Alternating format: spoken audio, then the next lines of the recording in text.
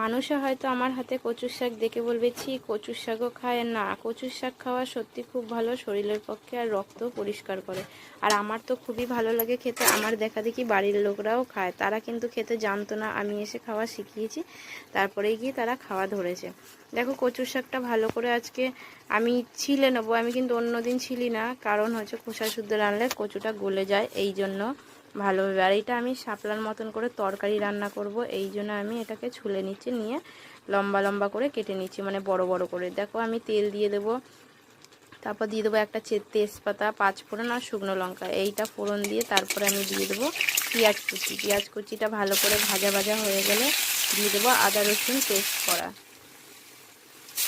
আদা রসুন পেস্ট করা দিয়ে দেবো।